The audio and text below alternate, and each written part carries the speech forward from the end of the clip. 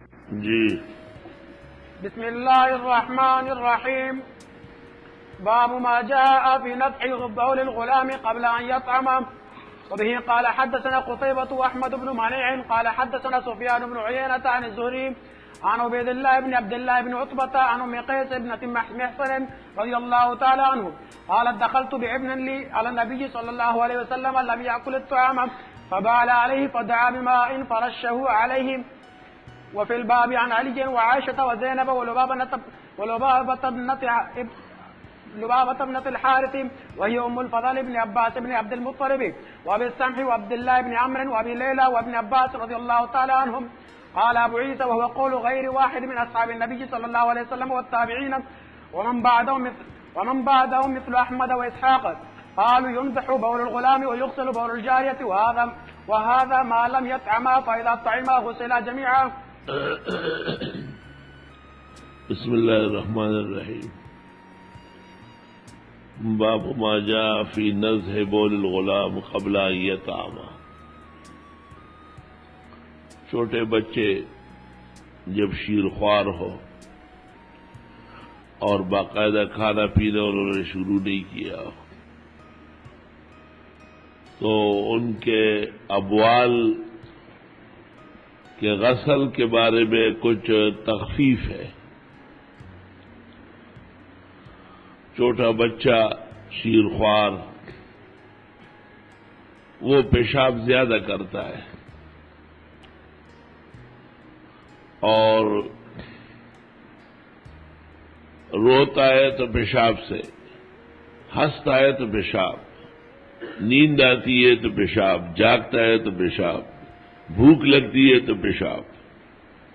اس کا تمام بین الاقوامی الارم جو ہے وہ پیشاب ہے. ماں اس کی بڑی دقت، گرانی اور پریشانی میں واقع ہوتی ہے.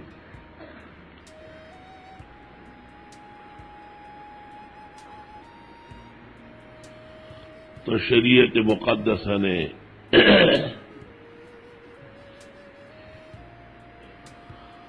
اس بات کی تخفیف فرمائی کہ ہر دفعہ کپڑا دھویا جائے اور نچوڑا جائے، بلکہ اجازت دے دی کہ چھینٹا دے دیا جائے. کپڑا کئی طریقے سے دھلتا ہے. غسل عربی میں اس کو کہتے ہیں غسل ثوبہ صب علیہ الماء وعصرہ. یہ اور اس پر شرائع کا اتفاق ہے کہ 3 دفعہ پانی ڈالا ہے اور 3 دفعہ نچوڑا جائے. اگر پانی ڈالا اور نچوڑا نہیں تو کپڑا پاک نہیں ہوا. اب ایک ماں جس کی گود میں بچہ ہے وہ روزانہ 33 مرتبہ کپڑے پر پانی پھینکے اور پھر کپڑا نچوڑے تو اس غریب کا تو ایک فیکٹری ہونا چاہیے کپڑوں کی. یا اس کے پاس ایک نوکرانی ہونا چاہیے جو کپڑے نچوڑے.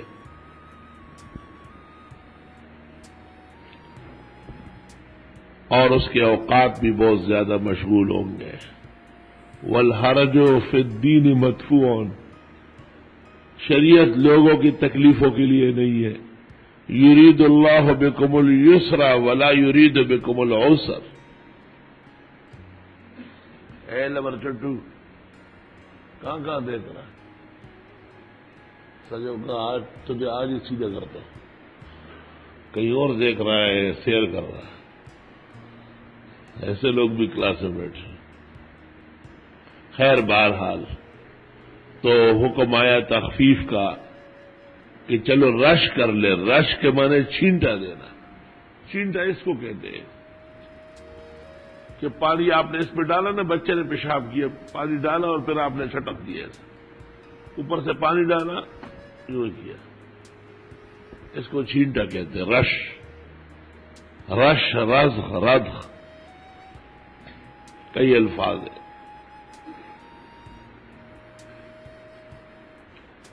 پھر یہ تخفیف لڑکے کے لیے ہے، لڑکی کے لیے نہیں ہے۔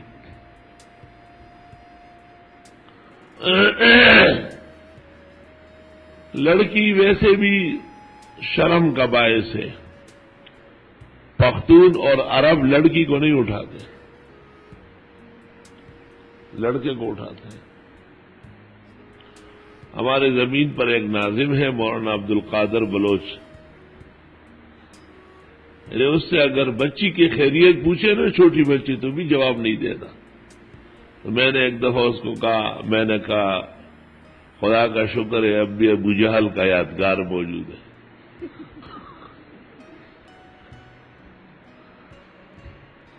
پیغمبر تو فاطمہ کو دیکھ کے کھڑے ہو جاتے تھے اور فرماتے تھے مرحبا بابنتی شبیہۃ بابیہا، واہ کیا پیاری بیٹی ہے، بالکل باپ کی طرح۔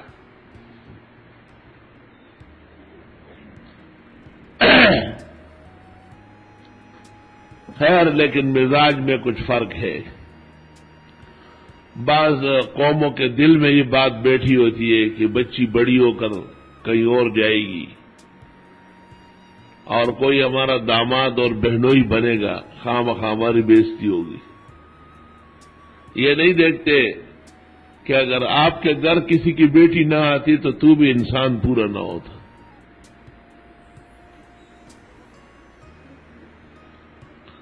آخر ہمارے گھروں میں بھی تو کسی کی بیٹی ہے، تب ہمارے گھر آباد ہے۔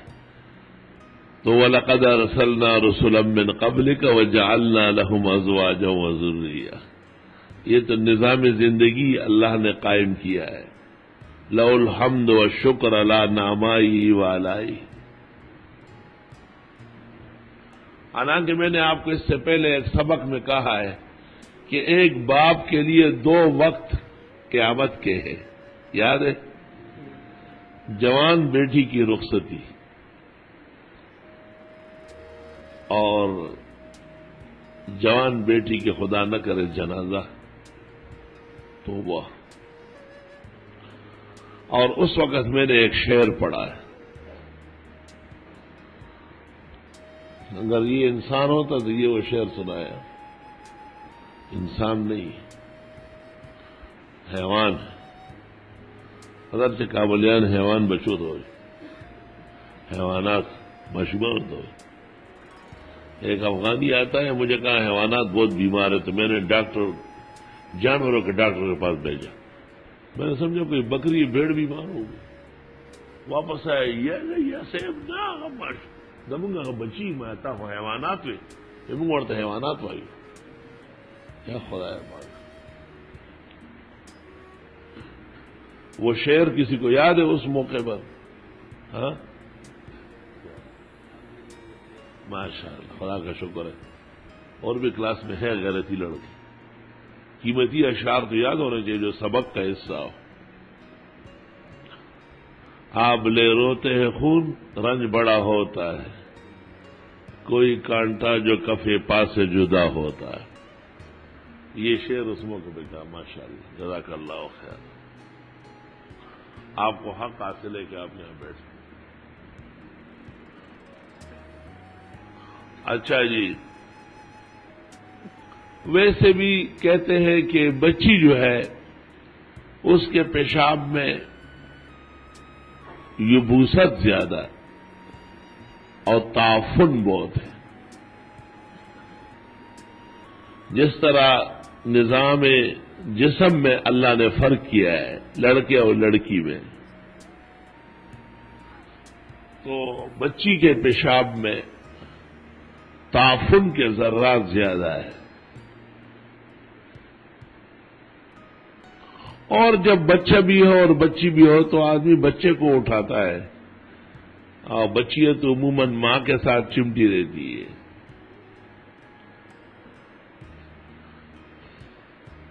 آپ کو یہ قصہ معلوم ہے کہ باپ کو بیٹی سے محبت ہوتی ہے، کیا بہت زیادہ، بیان سے باہر، اور ماں کو بیٹے سے محبت ہوتی ہے۔ یہ بہت عجائب بتا رہا ہوں کہ باپ کو بیٹی سے بے انتہا لگاؤ ہے، اور ماں کو بیٹی سے زیادہ بیٹے سے محبت ہوتی ہے. عکس مستوی بنایا اللہ تعالیٰ نے.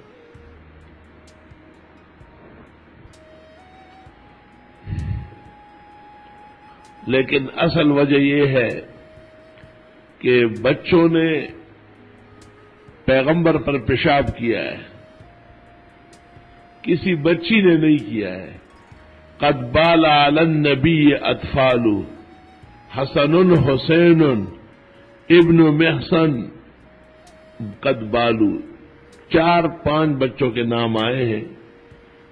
ابن محسن ہے، اب ابن زبیر ہے اور حسن حسین ہے.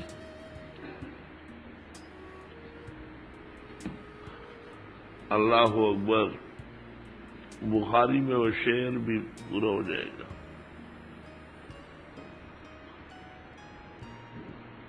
یا رب لک الشکر والحمد.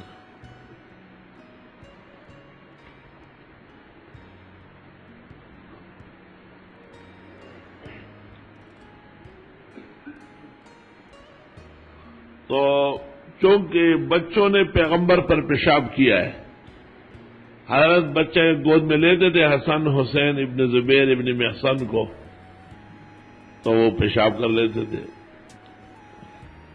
تو ان کے پیشاب کی وجہ سے تخفیف آ گئی.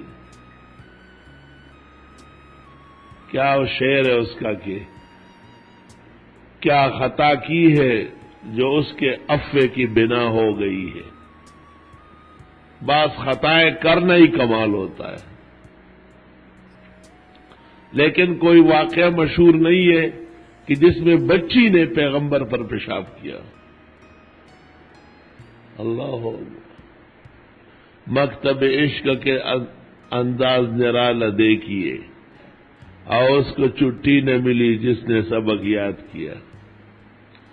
جنہوں نے پیشاب نہیں کیا ہے ان کا حکم اٹل رہا، غسل ہے لبول الجاریہ. جنہوں نے پیشاب کیا قیامت تک اطفال کے ابوال میں تخفیف آ گئی.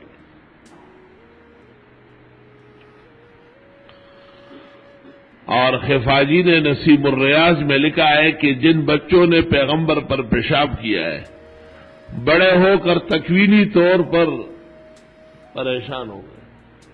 کیا ہو گئے؟ پریشان کیا ہو گئے؟ سب کے سر کٹ گئے.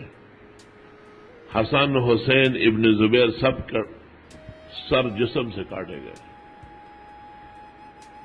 یہ تکوینی مسئلہ ہے، یہ ان کے فعل کی وجہ نہیں ہے، اتفاق ہے.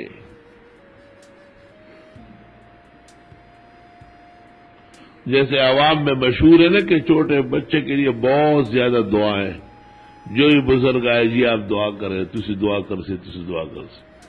بچے کو بگاڑنے کی پہلی نشانی بتائی گئی، یہ بچہ نہیں رہے گا حدود میں. اس کی واضح مثال دنیا میں مولانا محمد بنوری مرحوم تھے میرے سامنے.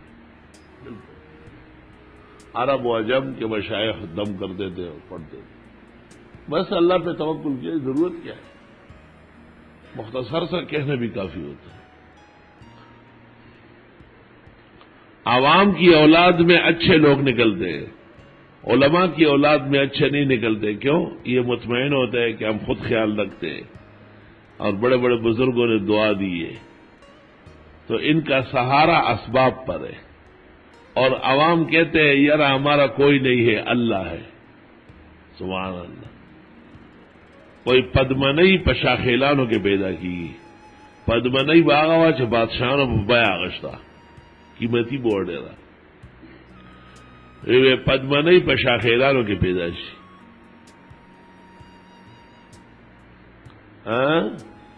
فموسى الذي رباه جبريل كافر وموسى الذي رباه فرعون مرسل. ایک موسیٰ وہ ہے جس کی پرورش جبریل نے کی تھی تو وہ تو کافر نکلا تھا، اور ایک موسیٰ وہ ہے جو پرورش پا گیا تھا فرعون کے گھر، وہ پیغمبر ہے. فموسى الذي رباه جبريل كافر وموسى الذي رباه فرعون مرسل. توبہ توبہ.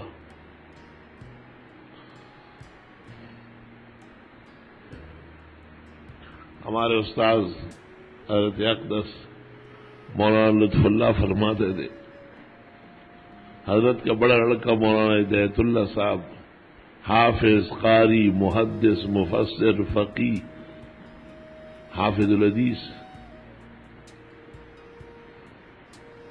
اور دوسرا بیٹا حضرت کا حافظ، قاری بہترین، قاری افضال اللہ، اور اس کے بعد جو دو تھے عبد القوی اور کفایت اللہ، وہ ایسے تھے۔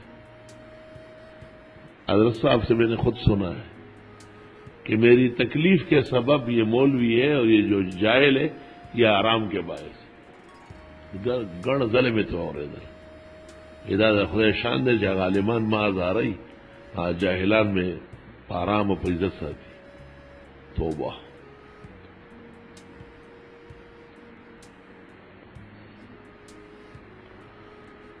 باب ما جاء فی نضح بول الغلام قبل یطعمہ، یہ باب ہے کہ چینٹا دیا جائے بچے کے پیشاب کو اس سے پہلے کہ وہ کھانا کھائے۔ کیا مطلب ہے اس کا؟ کیا مطلب ہے؟ کھڑا ہو جا سنڈا، کہ فرماتے ہیں کہ بچہ کھانا کھانے سے پہلے اگر پیشاب کر لے تو کیا کیا جائے؟ اس کو چینٹا دیا جائے، اور کھانا کھانے کے بعد تو یہ تو علت جو ہے عفو کی اور تخفیف کی، وہ تو دودھ بن گیا نا۔ میں نے کھڑا اس لیے کیا پوچھنا یہ میں نے کہ اگر ہم آپ کو ایک ہفتے تک دودھ پلائے، چلو بیٹھ جاؤ، ایک ہفتے تک دورے والوں نے اس کو دودھ پلایا تو ایک ہفتے کے بعد اس کا پیشاب کی نجاست کم ہو جائے گی؟ تو پتہ چلا کہ یہ قید اتفاقی ہے، احترازی نہیں ہے۔ اصل بات یہ ہوتی ہے کہ وہ ایام مراد ہے جس میں بچہ شیرخوار ہوتا ہے اور دیگر چیزیں نہیں کھاتا، ورنہ یہ تو بڑا آسان کام ہے جی، وزیر محمد کو دودھ پلانا شروع کرے پھر اس کا پیشاب ہی پلید نہیں ہوگا، واہ بھائی واہ۔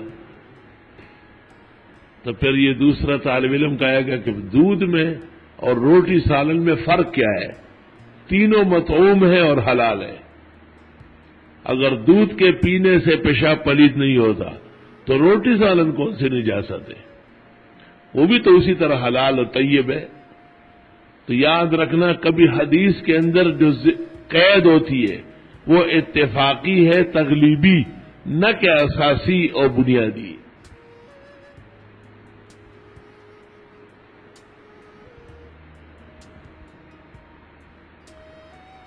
اللہ اکبر۔ وبی قال حدثنا قتیبہ واحمد بن منی قال حدثنا سفیان بن عیینہ عن الزہری عن عبید اللہ ابن عبداللہ ابن عتبہ عن ام قیس بنت محصن۔ یہ دیکھا آپ نے، ام قیس کا بیٹا ہے نا، اس سے پیشاب کیا۔ قالت دخلت بابن لی، بی بی کہتی ہے ام قیس میں آ گئی حضرت کے پاس بیٹا لے کر نبی صلی اللہ علیہ وسلم، لم یاکل الطعام، ابھی تک کھانا شروع نہیں کیا تھا۔ فبال علیہ، پیشاب کیا حضرت پر، فدعا بماء، آپ نے پانی منگوایا، فرش علیہ، تو آپ نے اس پر چھینٹا کیا، چٹخ دیا۔ وفی الباب عن علی رضی اللہ عنہ، وفی الباب عن ہؤلاء رضی اللہ عنہ۔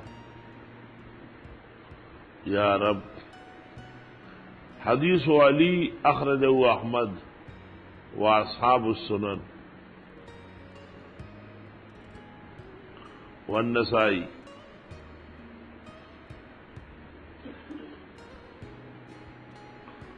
اور وہ حدیث عائشہ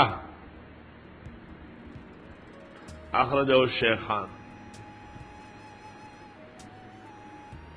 اگر کوئی یہ سوال کرے کہ کتاب میں کوئی ایسی جگہ بتاؤ جہاں علی اور عائشہ کا نام اکٹھے آئے ہو،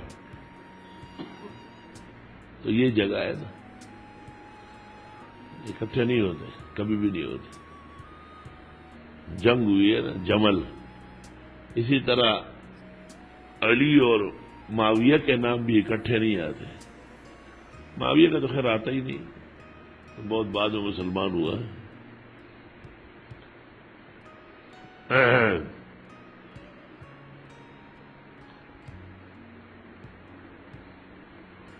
تو عائشہ صدیقہ کی روایت اخرجہ الشیخان.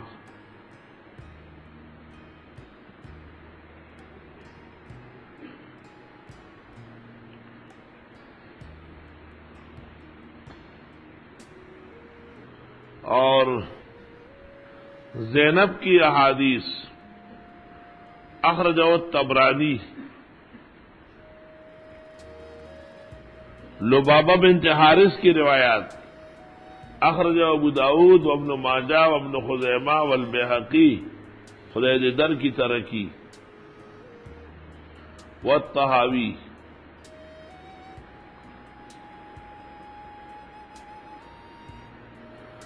لبابہ بنت حارث کی حدیث ابو داؤد، ابن ماجہ، ابن خزیمہ، بیہقی، طحاوی.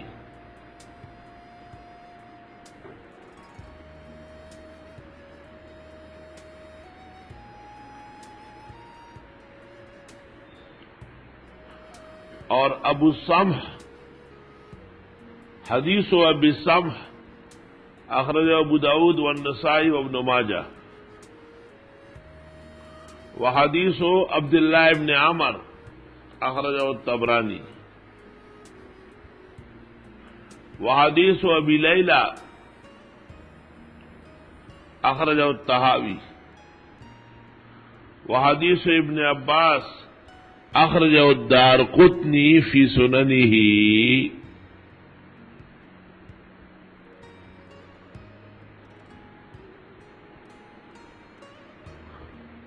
قال ابو عیسیٰ وهو قول غیر واحد من اصحاب النبی صلی اللہ علیہ وسلم والتابعین ومن بعد مثل احمد واسحاق قالوا ينزح بول الغلام ويغسل بول الجاریۃ.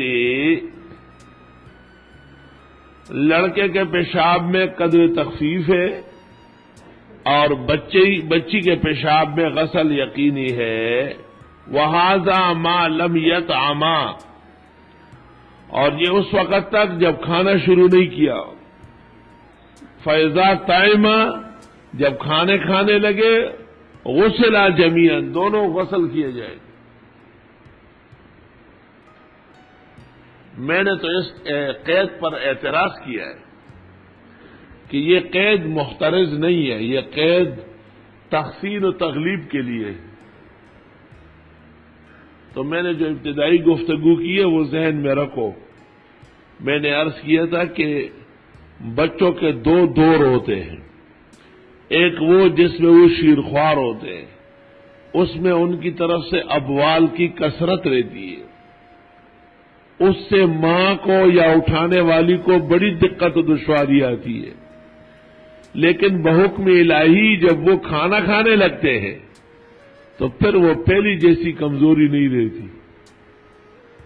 پھر وہ پیشاب کے لیے بتاتا بھی ہے کہ مجھے پیشاب کرنا ہے، اور جب وہ شیرخوار ہوتا ہے تو نہیں بتا سکتا.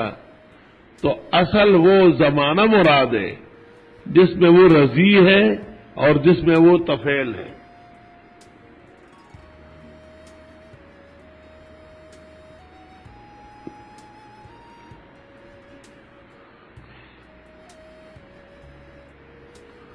اور کن کن مواقع میں تخفیف آ سکتی ہے، یعنی اس کی مثال دینا چاہیے کہ دیکھو احکام موجود ہے اور تخفیف آ گئی ہے دقت اور کثرت کی وجہ سے.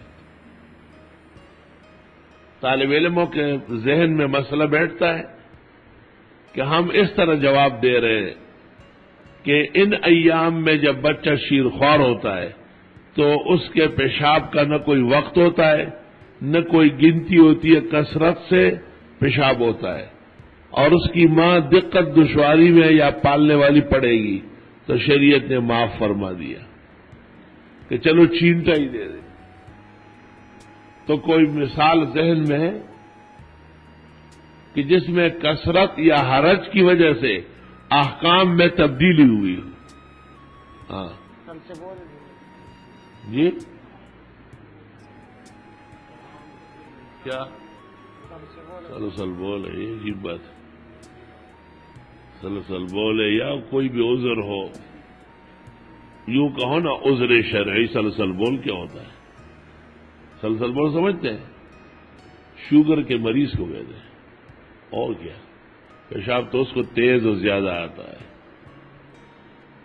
آپ اس کی جگہ اس طرح لفظ نہ کہیں، آپ کہے عذر شرعی کوئی بھی مرض کسی کو لاحق ہو اور 4 رکعت کا وقت نہیں گزرتا ہے، وہ اسی کو کہتے ہیں نا عذر پیش آتا ہے۔ تو باوجود ہی کہ نجاست موجود ہے، شریعت نے نماز قبول کر لی کہ 5 اوقات کے لیے 5 دفعہ وضو کرے، یہ بھی ٹھیک ہے۔ اور کوئی مثال؟ ہاں مستحاض ہو گیا، نہیں مستحاض ہے، مستحاضہ اسی پر معذور شرعی ہے۔ مولوی صاحب کہتے ہیں کہ مستحاض ہے دائمہ، تو جواب یہ ہے کہ معذور شرعی اسی پر قیاس ہے، اصل تخفیف مستحاضہ کے لیے۔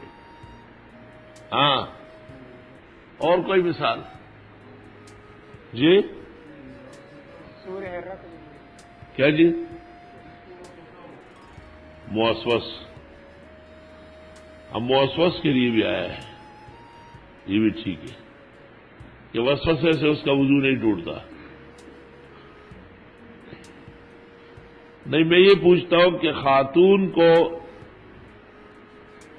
حیض کے ایام میں جو نماز قضا ہوتی ہے اس کی قضا کرے گی، اور جو روزے قضا ہوتے تو روزہ زیادہ مضبوط ہے یا نماز؟ پھر کیا وجہ ہے؟ یہی وجہ ہے کہ نمازیں 10 دن اس کو حیض آیا اور 50 نمازیں اس کے ذمہ ڈن ہو گئی، اب وہ 50 پڑے گی تو ایک اور حیض آ جائے گا، ساری زندگی وہ حیض اور محیض میں لگی رہے گی، تو نمازیں معاف فرما دی، ساقط ہو گئی، معاف کیا، یعنی لم تفرض علیہا۔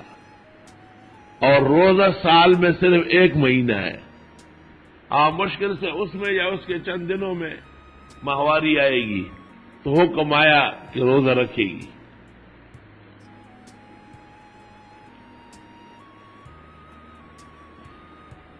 چلو ایک اور پڑھو۔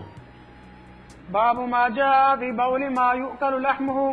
وبه قال حدثنا حسن بن محمد الزعفراني قال حدثنا عفان بن مسلم قال حدثنا حماد بن سلمة قال أخبرنا حميد وقتادة وثابت عن أنس رضي الله تعالى عنه أن ناسا من عرينة قدموا المدينة فاجتبوها فبعثهم رسول الله صلى الله عليه وسلم في إبل صدقة وقال اشربوا من ألبانها وأبوالها، فقتلوا راعي رسول الله صلى الله عليه وسلم واستاقوا الإبل وارتدوا عن الإسلام، فأتي بهم النبي صلى الله عليه وسلم فقطع أيديهم وأرجلهم من خلاف وثمر أعينهم وألقاهم بالحرة. قال أنس فكنت أرى أحدهم يكد الأرض بفيه حتى ماتوا، وقال حماد يقدم الأرض بفيه حتى ماتوا.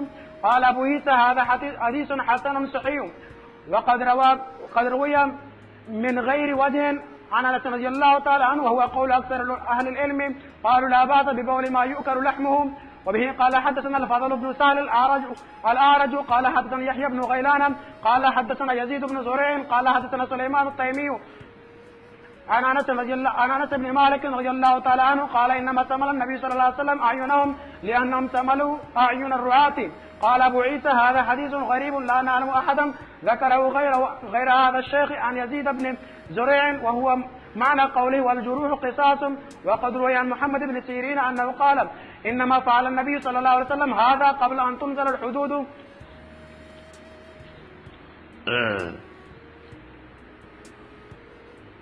باب ما جاء فی بول ما یوکل لحمه، ابوال ماکول اللحم میں اختلاف اور نزاع ہے۔ جو جانور غیر ماکول اللحم ہیں ان کے ابوال اور ازبال ایک حکم میں ہیں، یعنی انجاس غلیظہ، جیسے بلی، کتا، شیر، چیتا، گدھا، خچر،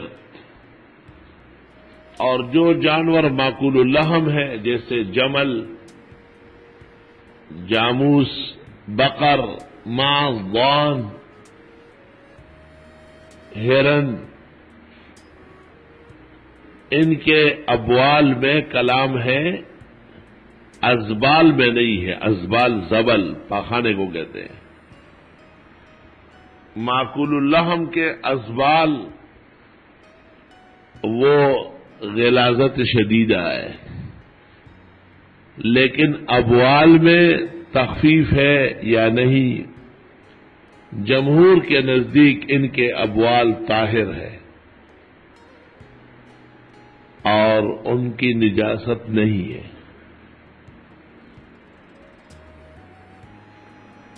وہ اس سلسلے میں واقعہ پیش کرتے ہیں جو حدیث کی تمام کتابوں میں ہے کہ بنو عرینہ کے کچھ لوگ اسلام لائے تھے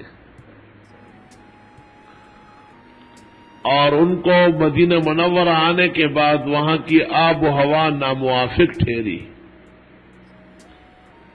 اور ان کے پیٹ سوج گئے، پھول گئے۔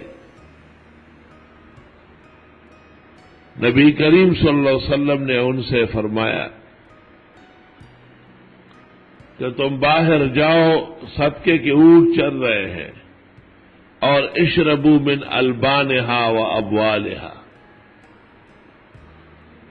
تو اگر ابوال نجس ہوتے تو انسان کو پینے کا کبھی نہ کہتے۔ معلوم ہوا کہ معقول اللحم یعنی حیوان یوکل لحمہ لا ینجس بولہ۔ توبہ۔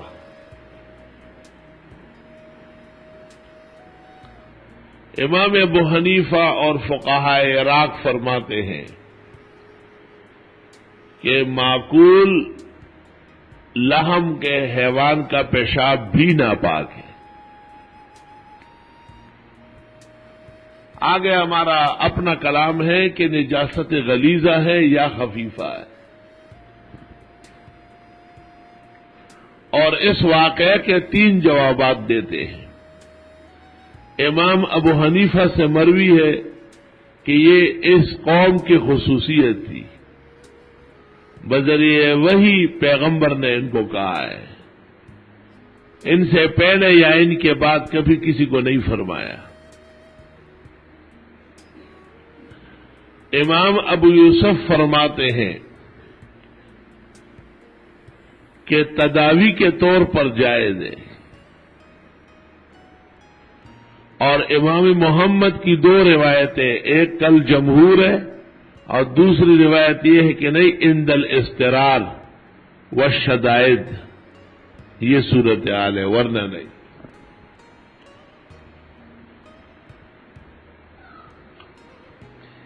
واقعہ بہت عجیب ہے کہ یہ لوگ جب ٹھیک ہو گئے تو صدقے کے وہی اونٹ چرا کے لے گئے، اور ابو ذر غفاری رضی اللہ عنہ کا بیٹا وہ وہاں نگران تھا، اس کو قتل کر لیا اور اس کی بیوی بھی چرا لی، وہ بھی لے گئے۔ عجیب چور تھے۔ پیغمبر نے ان کو پکڑوایا اور پھر ان کو سمل کیا، سمر کیا، کہل کیا، قتل کیا۔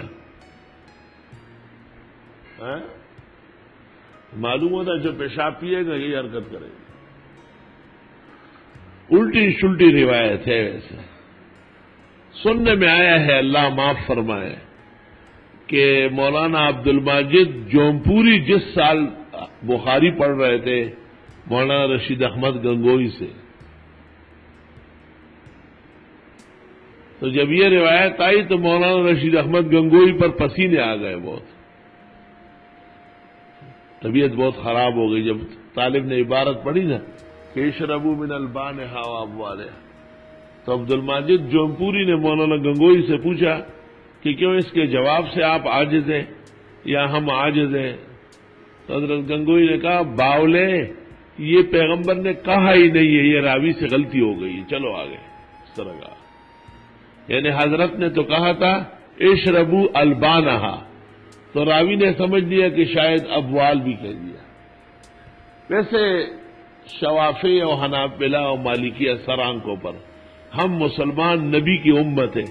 آپ ذرا ایک منٹ کے لیے سوچیں کہ جس نبی نے پیشاب کرنے کو منع کیا، برتن میں ہاتھ ڈالنے کو منع کیا، کتنی باتیں احتیاط و تنزیہ کی آئی ہے، وہ پیغمبر کسی کو کہے کہ جاؤ باہر پیشاب پیا کرو، دودھ بھی پیو اور پیشاب بھی پیو۔ کسی انسان کو کوئی ایک کپ میں دودھ بھرے، دوسرے کپ میں پیشاب بھرے، کہا دونوں پینا پڑے گا، وہ کہے گا میرے باپ کی توبہ۔ اور پھر سب سے خطرناک بات یہ ہے کہ جانوروں کا پیشاب پینا یہ ہندو مذہب ہے، ہندو مت ہے، اور اسلام آیا ہے ہندو کے رد میں۔ پہلی سورت بقرہ ہے، بڑی سورت، اور اس میں حکم ہے ان اللہ یامرکم ان تذبحوا بقرہ۔ ہندوؤں کے مقررین و مناظرین نے لکھا ہے کہ اسلام سے کبھی بھی صلح نہیں ہو سکتی۔ دائیں لکھی لی اور قرآن کی لکھی لی جواب والا ہوئی اور منگوائی جنہیں بہلا ہوئی۔ توبہ۔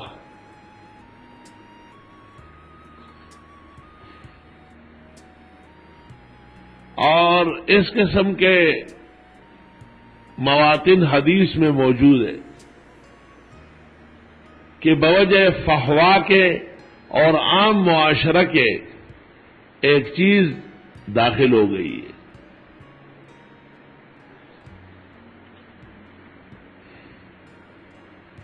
اور اگر پیغمبر نے کہا بھی ہو تو بطور تنبیہ کے کہا ہو کہ جاؤ پیشاب پیو، نہ کہ واقعتاً ان کو پیشاب پلانا چاہتے تھے۔ اور پیشاب پینے والے ٹھیک ہو گئے تو ٹھیک ہو گئے یا قتل ہو گئے؟ گند کا اثر تو گند ہوتا ہے۔ صحابی سے ادراج ہوا ہے یا نیچے راوی سے ہوا ہے، لیکن بظاہر کچھ اضافہ و ادراج نظر آ رہا ہے۔ وہ تو کلام قرآن کریم کا ہے اور اللہ کا کلام ہے جس میں کوئی لا یاتیہ الباطل من بین یدیہ ولا من خلفہ۔ باب ما جاء فی بول ما یوکل لحم۔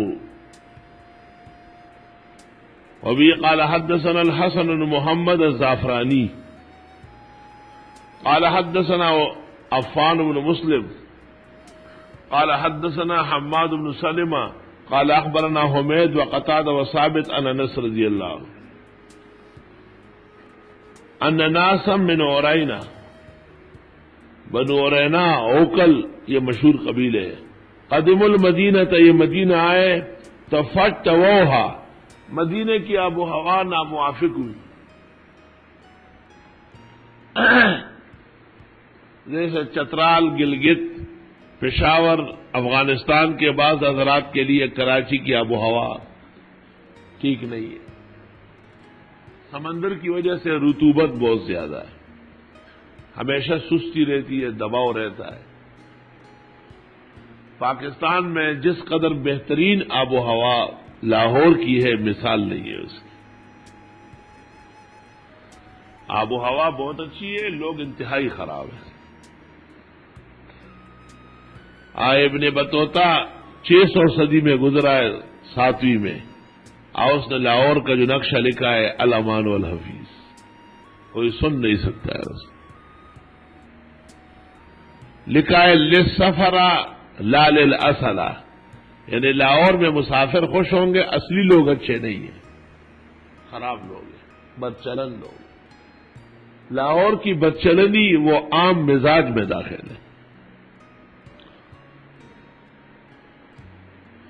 الاجتواء عدم توافق الماء والهواء، الاجتواء عدم توافق الماء والهواء، پانی اور آب و ہوا ناموافق ہو تو دو کام کرنے پڑیں گے آپ کو۔ کسی ملک کی آب و ہوا اگر اچھی کرنی ہو، مثلا پشاور سے ایک آدمی کراچی آ رہا ہے، اس کو پتا ہے میری طبیعت خراب ہوتی وہاں، تو وہ اس کو چاہیے کہ ایک پانی کا برتن ساتھ لائے، یہاں رہتے ہوئے پشاور کا پانی پیتا رہا ہے اور پھر تھوڑا تھوڑا یہاں کے پانی میں ملاتا رہا ہے. 2-3 دفعہ ایسا کرنے سے تبدیلی قبول کر لے گا جسم. اگر نہیں ہوا تو پھر وہاں سے ڈھیلا لے آئے. ڈھیلا سمجھتے ہیں؟ لوٹا. اور وہ کپڑے میں لپیٹے اور وہ پانی میں رکھے اور یہاں کا پانی پیتا رہا ہے. لوٹا جراڑی لوٹا آگا نے ململ کے اتڑی آپ بیا پوبو کے واچی آگے بانے بچے کو میں ابو تیری گی. اللہ اکبر. محمد ابن قاسم نے حجاج ابن یوسف کو لکھا تھا کہ فتوحات تو ہو رہی ہے مگر سندھ کی آب و ہوا بہت خراب ہے اور طبیعت تمام فوجیوں کی خراب ہے. کھانا ہضم نہیں ہوتا ہے, الٹیاں ہوتی ہیں. تو حجاج ابن یوسف نے بصرہ کے اندر اطباء حذاقین بلا لیے کہ مجاہدین کی جماعت سندھ گئی ہے, آب و ہوا خراب ہے, کیا کرے. ایک بڑا طبیب حذاق درمیان میں کھڑا ہو گیا. اس نے کہا عرب سرقہ روئیوں میں بھر دو اور جہاز بھر کے بھیجو. فتوح البلدان میں وہ خط موجود ہے کہ حجاج ابن یوسف نے محمد بن قاسم کو پیغام بھیجا کہ میں نے 60 من سرقہ روئی میں بھر دیا.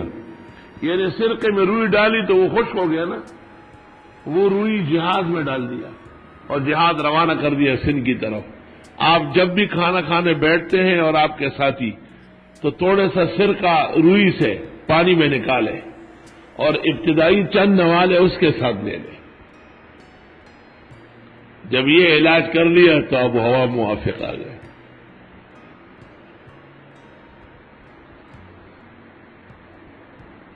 اللہ اکبر. میں نے بھی جب ابتدا میں تھا بلوری ٹاؤن میں, زندگی میں ہم نے دوپہر کا کھانا نہیں کھایا. طبیعت خراب رہتی تھی بالکل, اور شام کو کھاتے تھے, دن کا نہیں, دن کو کھائے شام کو نہیں, ایک ٹائم کھانا کھاتے. تو حضرت اقدس مولانا عبدالحق صاحب رحمۃ اللہ علیہ کی خدمت میں گیا تھا ملنے کے لیے. تو حضرت سے چائے دم کروائی. حضرت صاحب خود چائے لائے تھے. اس زمانے میں ایسے ٹرفر نہیں ہوتی تھی. حضرت شیخ خود گھر گئے اور کیتلی میں, سلور کی کیتلی میں چائے لے آئے. لاس کی ڈیلو اچانک حضرت اور منڈ مار لو ہمیں روا گشت. اور مولانا صاحب نے خود پیالی ہے بری, اور صرف میں, مولانا عبدالحنان صاحب اور ایک مہمان اور تھا بس. تو حضرت صاحب نے ان کو عرض کیا کہ اس کو کراچی میں صحت بڑی خراب ہے. حضرت شیخ الحدیث مولانا عبدالحق صاحب نے وہ چائے دم کی. لا الہ الا اللہ, کیا دم تھا, جیسے عرش سے فیصلہ کرا دیا. وہ دن ہوا, آج کا دن ہوا, وہ بیماری جڑ سے ختم ہو. کیسے مبارک منہ تھے بالکل ہر سنت. ماتے ہوئے بچے کراچی کی خود چائے اور مرچکے ڈیر پکا دی. زکال تو سمندر نے دے دے, آب و ہوا مرطوبہ دا اور ڈیر تکلیف پیدا کی. چائے اور مرچکے ڈیر پکا دی. چائے میں نے تقریباً 4 سال تک نہیں پی تھی, پی نہیں سکتا تھا. حضرت صاحب نے دم کیا تو شروع ہو گئی. اللہ اکبر. فَاجْتَوَوْهَا, مدینے کی اب و ہوا نہ موافق ہوئی. فَبَعَثَهُمْ رسول اللہ صلی اللہ علیہ وسلم فِي بِالصَّدَقَةِ, آپ نے ان کو بھیجا کہ باہر صدقے کے اونٹ چر رہے ہیں. وقال, فرما اشربوا من البانها, آپ نے تو البان جمع لبن ہے, دودھ پیو. ابوال راوی سے لگ گیا, یا بذریعے وہی معلوم ہوا تھا, یا حالت ان کی ایسی تھی. بعض بیماریوں میں بعض انجاز ڈلتے ہیں, جیسے مستر کے لیے شراب ڈلتی ہے, خنزیر کا گوشت استعمال ہوتا ہے. فقتلوا راعی رسول اللہ صلی اللہ علیہ وسلم, روایت میں قطع ہے. فصحوا, وہ صحت مند ہو گئے تو انہوں نے یہ شکریہ ادا کیا. واستاقوا الابل, اونٹ چرا گئے. وارتدوا عن الاسلام, توبہ توبہ. فوتی بہم النبی صلی اللہ علیہ وسلم, حضرت کی خدمت میں پکڑ کے لائے گئے. فقطع ایدیہم وارجلہم, کاٹ دیا ان کے ہاتھ اور پیر کیونکہ انہوں نے چوری کی تھی. من خلاف ارجل برجل، الٹا سیدھا، دایاں ہاتھ بایا پاؤں. وَسَمَرَ أَعْيُنَهُمْ، گرم سلاخ ڈالے ان کی آنکھوں میں.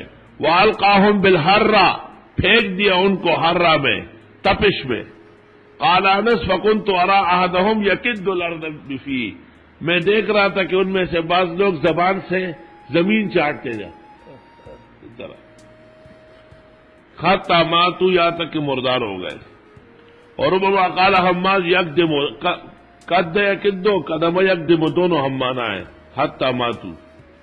قال ابو عيسى هذا حديث حسن صحيح وقد روي من غير وجه النص وقول اکثر اہل العلم قالوا لا باس ببول ما يؤكل لحمه. حدثنا الفضل بن سهل الاعرج قال حدثنا يحيى بن غيلان قال حدثنا يزيد بن زريع قال حدثنا سليمان التيمي عن انس بن مالك رضي الله عنه قال انما سمل النبي صلى الله عليه وسلم اعينهم، آپ نے سلاخ پہ روئے گرم ان کی آنکھوں میں. لانهم سملوا اعين الرعاة، انہوں نے بھی چرواہوں کی آنکھوں میں گرم لوہا ڈالا تھا. قال ابو عيسى هذا حديث غريب لا نعلم احدا ذكره غير هذا الشيخ عن يزيد بن زريع ومعنى قولي والجروح قصاص. اللہ تعالیٰ فرماتے ہیں زخموں کا بدلہ بھی لینا ہے. وقد روي عن محمد بن سيرين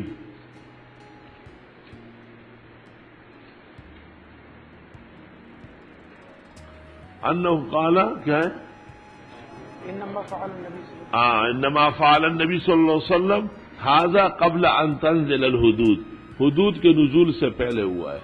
یعنی حدود جب آ گئے تو پھر آپ نے ایسی کڑک سزائیں نہیں دی. اس کی جگہ بخاری ہے انشاءاللہ کہ ایسی سزا دینا جائز ہے یا نہیں.